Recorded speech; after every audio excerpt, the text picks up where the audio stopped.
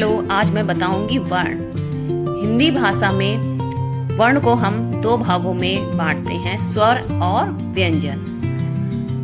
स्वर जो वर्ण किसी दूसरे वर्ण की सहायता से बिना बोले या लिखे जाते हैं उसे हम स्वर कहते हैं। ये आ से लेके औ तक होते हैं और अंग और आहा का प्रयोग भी हम स्वर के रूप में ही करते हैं।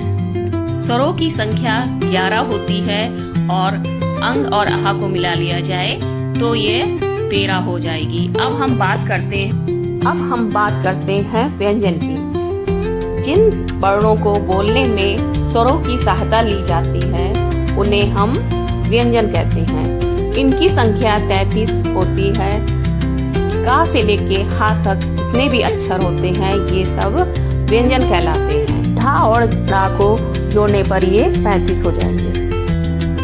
संयुक्त व्यंजन, जिन व्यंजनों को हम दो अक्षरों की सहायता से बनाते हैं या फिर जो अक्षर दो वर्णों की सहायता से बनते हैं उनको हम संयुक्त अक्षर बोलते हैं। जैसे कि छा, त्रा, ज्ञा, श्रा।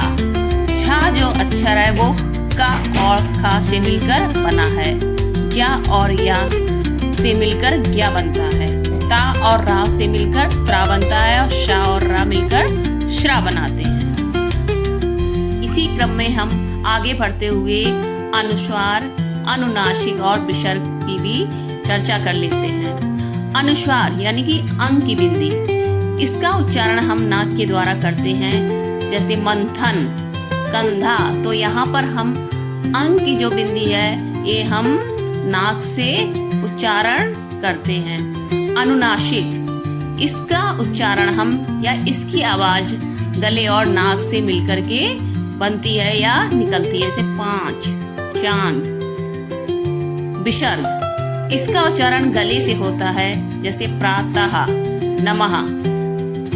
हिंदी में कुछ विदेशी प्रभाव से भी आई हुई ध्वनियां भी होती हैं, जिसको हम क्या बोलते हैं, आगत ध्वनि। आगत मीन्स आई हुई ध्वनि मीन्स आवाज, जैसे बॉल, मॉल, जरा, नजाकत, जवाब, सफेद, सिर्फ, बर्फ। रा वर्ण के 4 रूप मिलते हैं।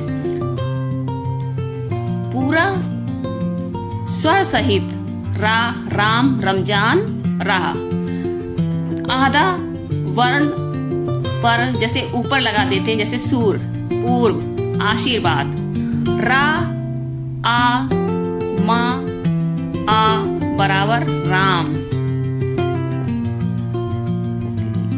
अब हम बात करते हैं रा वर्ण की। रा वर्ण का प्रयोग हम 4 तरीके से करते हैं। जैसे पूरा स्वर रा, तो हम जैसे किसी का नाम लिखते हैं, राम, रमजान, रहा।